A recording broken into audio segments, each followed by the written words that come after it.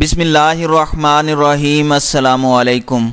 اقوام متحدہ کے سیکرٹری جنرل انتونیو گوتریس اور ترک وزیر خارجہ میولود چاوش اولو نے وزیر خارجہ شاہ محمود قریشی کو فون کیا ہے اور انہیں بھارتی جارحیت کے معاملے پر مکمل تعاون کا یقین دلایا ہے۔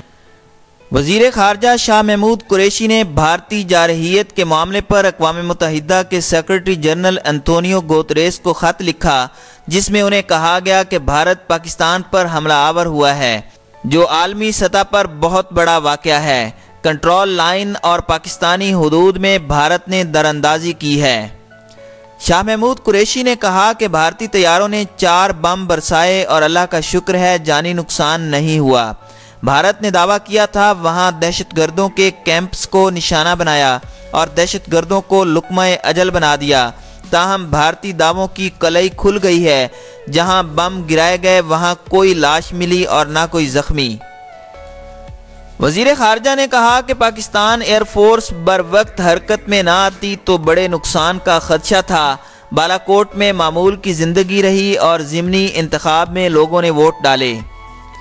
شاہ محمود قریشی نے بتایا کہ اقوام متحدہ کے سیکرٹری جنرل انتونیو گوتریس نے انہیں فون کیا، جس کے دوران انہوں نے سیکرٹری جنرل کو ساری صورتحال سے آگاہ کیا اور اپنے پہلے اور دوسرے خط کا ذکر کیا۔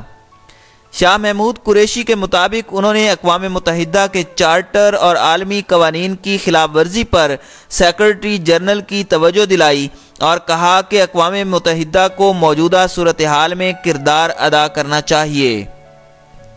اسی طرح لائن آف کنٹرول پر کشیدگی کے بعد لاہور، اسلام آباد اور پشاور سمیت دیگر ہوائی اڈوں پر فضائی آپریشن معطل کر دیا گیا ہے۔